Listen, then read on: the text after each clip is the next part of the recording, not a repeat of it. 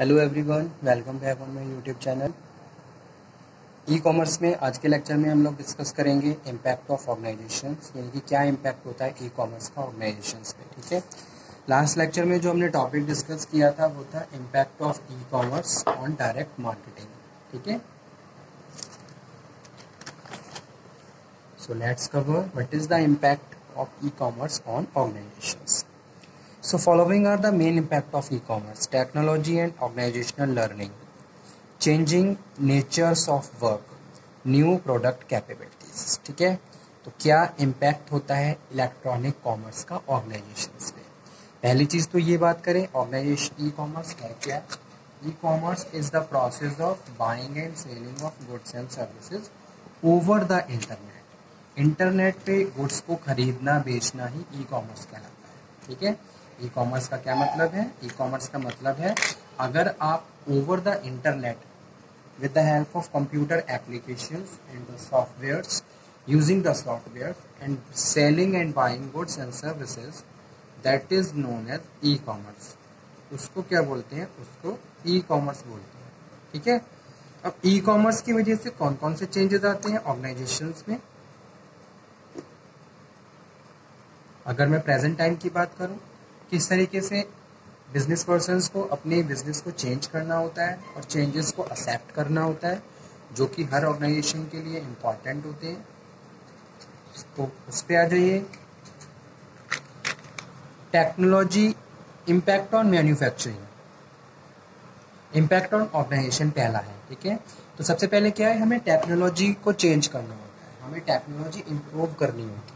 ठीक है, अब हमारा total business over the internet है, तो उसके लिए हमारे पास प्रॉपर इंफ्रास्ट्रक्चर, आईटी इंफ्रास्ट्रक्चर होना चाहिए। साथ के साथ हमारे पास कैपेबल एम्प्लॉयज भी होने चाहिए ताकि वो प्रॉपर सिस्टम को मैनेज कर सके एंड ओवर द सिस्टम और इंटरनेट बिजनेस को रन कर सके। तो पहला इम्पैक्ट यही है, technology and organisational learning.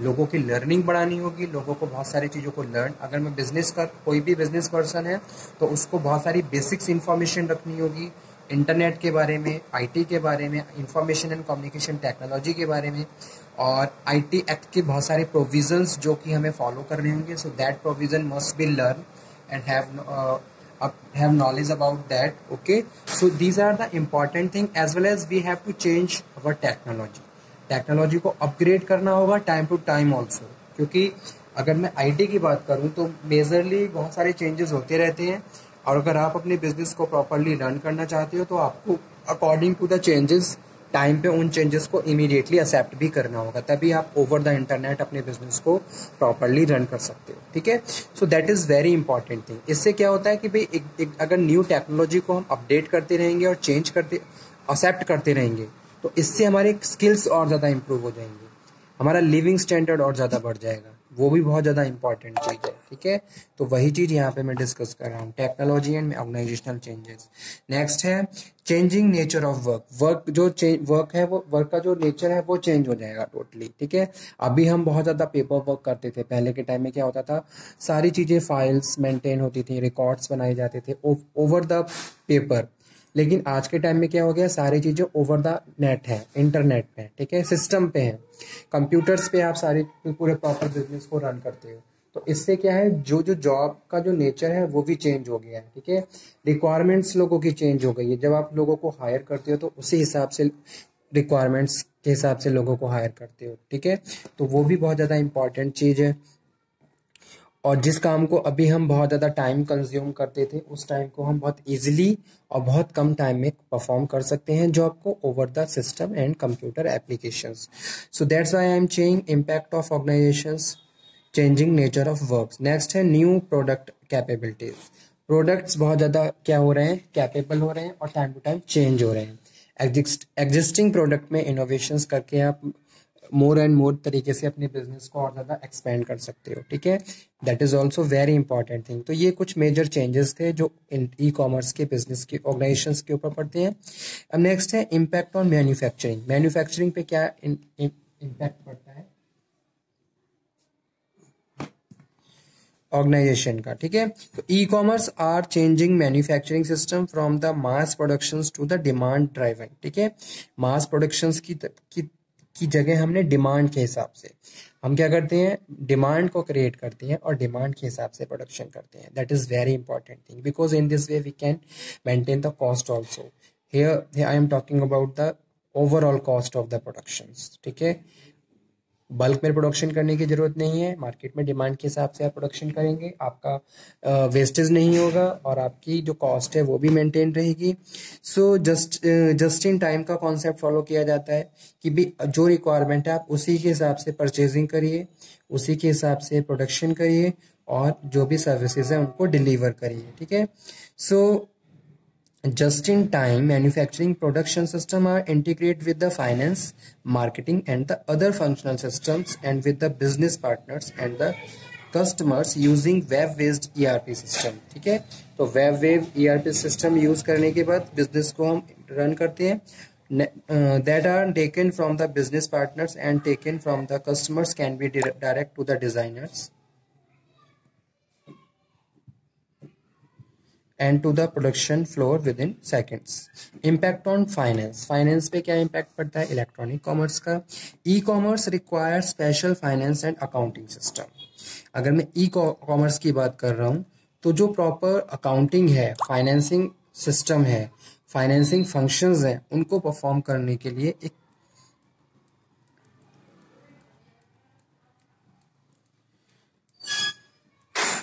Specialise software की रिक्वायरमेंट्स होती है.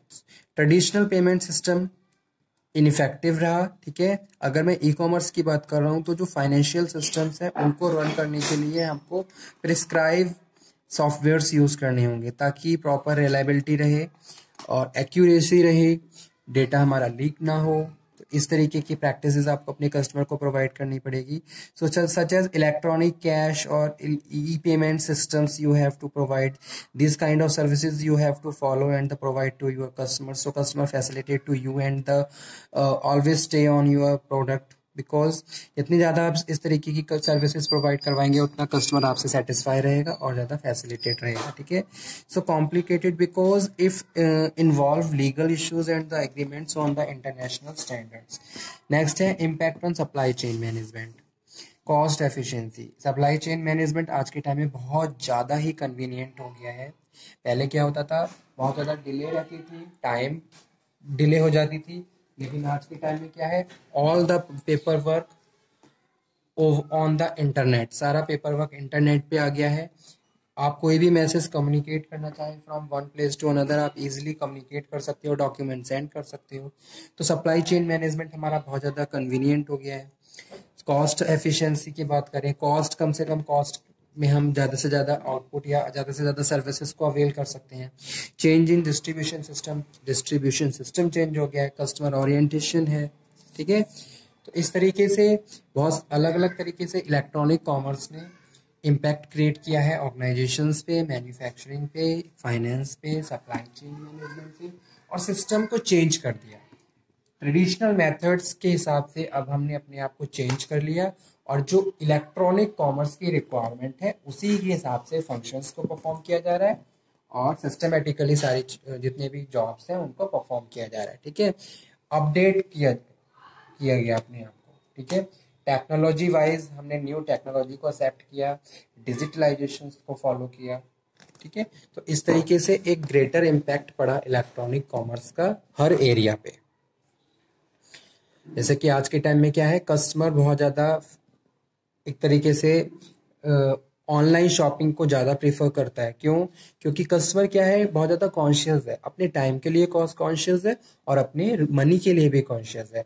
जैसा कि हम जानते हैं कि अगर मैं ऑनलाइन शॉपिंग की बात करूं तो एप्रोप्रिएट प्राइस में आपको बहुत ज़्यादा qualitative goods over the internet मिल जाती हैं. ठीक है, वहीं अगर आपको वो सारी चीज़ें घर बैठे मिल रही हैं तो it is more convenient to your people, because no one want to go here and there and purchase the goods and services, because everyone want relaxation. हर कोई जाता है. ठीक है, वीकेंड्स पे लोगों के पास इतना टाइम नहीं होता है कि भाई वो बाहर जाएं और शॉपिंग करें, तो वो थोड़ा टाइम अपने लिए भी स्पेंड करना चाहते हैं.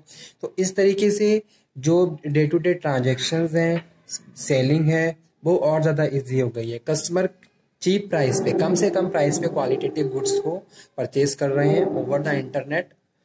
ठीक है। और कस्टमर और जो बिजनेस पर्सन हैं वो भी बहुत ज्यादा qualitative services, goods and services customer को प्रोवाइड करवा रहे हैं, तो इससे एक ग्रेटर इम्पैक्ट पड़ा हमारे बिजनेस के ऊपर। ठीक है, तो यही टॉपिक था हमारा आज का, जिसमें हमने डिस्कशन किया impact of electronic commerce on direct marketing, organisations, impact on manufacturing, impact on finance, or impact on supply chain management. So okay student, thank you very much. If you have any doubt, any query, then you can again discuss. और इसके अलावा किसी भी topic में कोई doubt हो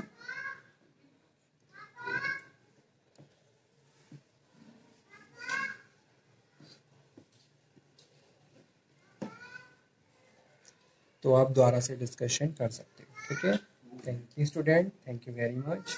और हाँ, एक चीज़ और, इलेक्ट्रॉनिक ई कॉमर्स में ऑलमोस्ट सारे ही टॉपिक कवर हो चुके हैं।